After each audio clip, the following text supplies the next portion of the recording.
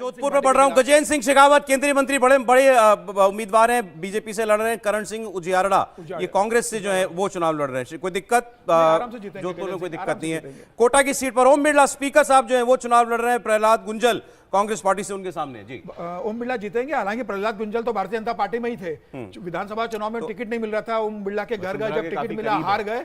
वो काटेंगे ओम बिरला के वोट, लेकिन आराम से ओम बिरला जीत रहे हैं। चित्तौड़गढ़ सीपी जोशी ये भी फैक्टर बताइए कि भाई ये जो हैं ये वसुंधरा राजे सिंधिया के बहुत करीबी हैं और ये भी राजस्थान में बहुत बात चल रही है कि वसुंधरा राजे सिंधिया जो है पीछे से इनको सपोर्ट कर रही है। नहीं, ओम बिरला को दिक्कत नहीं, लेकिन ना कोई कह नहीं सकती वो बात तो देवी सिंह भाटी के लिए भी कहा जा रहा है कि एक व्यक्ति रविंद्र सिंह भाटी कि भाई एकाएक जो है वो हेलीकॉप्टर आपको इतना कहां से पीछे लग गए लोग, इतने हेलीकॉप्टर। लेकिन इस पे थोड़ा सा इस पे एक लाइन कुछ तो है। देखिए, रविंद्र सिंह भाटी के लिए बहुत चीजें कही जाए, लेकिन जो छात्र राजनीति से निकले लोग होते हैं और विशेष करके अगर आप जैसे राजपूत समुदाय से हैं तो वो लोग फिर समर्थन करते हैं। चलिए, अच्छा ठीक है, मारवाड़ी समाज समर्थन करता है। चित्तौड़गढ़ सीपी जोशी सर, आप इसमें दिक्कत लगे कहीं आपको कोई इंपॉर्टेंट फैक्टर हो तो बताइएगा। सीपी जोशी में दिक्कत है वैसे कहां? चित्तौड़गढ़ में, कोटा में नहीं, चित्तौड़गढ़ में कोई दिक्कत सीपी जोशी को? प्रदेश अध्यक्ष जीत जाएंगे, अपनी सीट में फंसे, लेकिन जीतेंगे। चलिए ठीक है सर। जालौर सिरोही से लुम्बाराम चौधरी भाजपा से लड़ रहे हैं। वैभव गहलोत इनके सामने। 20 साल से देखिए 20 साल से बीजेपी समझ के सीट अशोक गहलोत ने उनको जालौर सिरोही की दी इसके अंदर,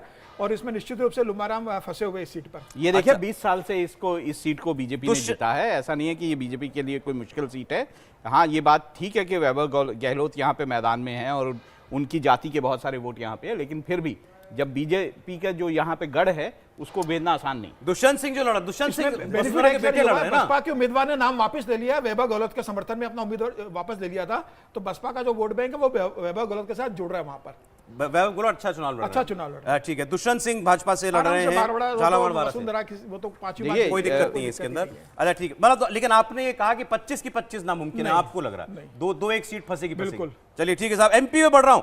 6 सीटें टीकमगढ़, दामोह, खुजराहो, सतना, रीवा, होशंगाबाद। किसमें सबसे ज्यादा इंटरेस्ट है आपका, बताइए मुझे। सर, सतना मुझे लग रही है कि सतना में गणेश सिंह जो सांसद चुनाव लड़ रहे थे, जो सांसद है वो विधानसभा का चुनाव जिस कुशवाहा से आ रहे थे, वही सिद्धार्थ कुशवाहा वापस चुनाव लड़ रहे हैं लोकसभा में। और नारायण त्रिपाठी जो वहां के एक बड़े ब्राह्मण नेता बीजेपी के, उन्होंने पार्टी छोड़कर अब वो बसपा से लड़ रहे हैं, तो ब्राह्मण वोट बैंक लेके जा रहे हैं। गणेश सिंह विधानसभा चुनाव आ रहे हैं, लेकिन लोकसभा मोदी के नाम पे हो रहा है।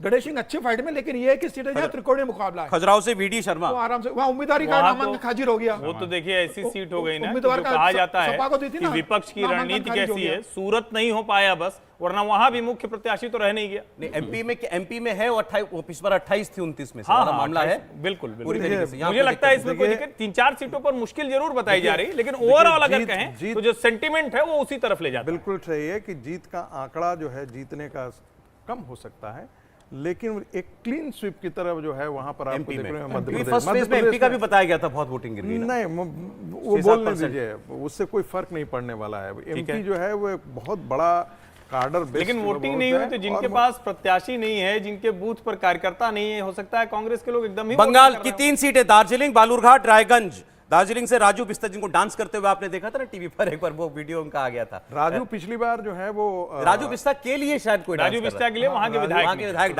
राजू जो है वो सूर्या रोशनी जो लिमिटेड है उसके मैनेजिंग डायरेक्टर भी हैं और बहुत यंग है। और मुझे लगता है पिछली बार जो है वो 4 लाख के आसपास के वोटर। दार्जिलिंग बीजेपी की सीट है और मुझे लगता है इस बार भी वो बहुत कंफर्टेबली जीत। बालूरघाट से सुकांत मजूमदार प्रदेश अध्यक्ष जीतेंगे आराम। पिछली बार भी जीते। आज जो है यहाँ पे दोनों तरफ से हिंसा हुई है। मारपीट की घटनाएं हुई हैं बालूरगंज में, और पहले फेज में भी हुई। हाँ, यहाँ पे भी मैंने कहा इन तीनों सीटों में बालूरगंज में भी हुई है। सुकांत महाराष्ट्र, अकोला, अमरावती, बुल्ढाना, वर्धा, यवतमाल, वाशिम, हिंगोली, नांदेड़, परभणी। महाराष्ट्र में सबसे ज्यादा फंसे हुए राज्यों में से तो महाराष्ट्र है ना। महाराष्ट्र में इस बार क्या हो रहा है, ये व्यूअर को जरूर बताना चाहिए आपको। समीर जी।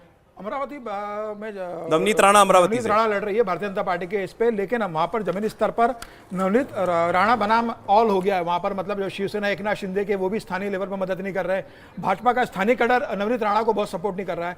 ये लंबे समय से जो अदावत चली आ रही थी, इसके कारण और कल रात को नवनीत राणा ने शिकायत भी की इस बात की, भारतीय जनता पार्टी का और वहां का स्थानीय जो संगठन है वो सपोर्ट नहीं कर रहा है। तो बेसिकली नवनीत राणा का डिफिकल्ट है।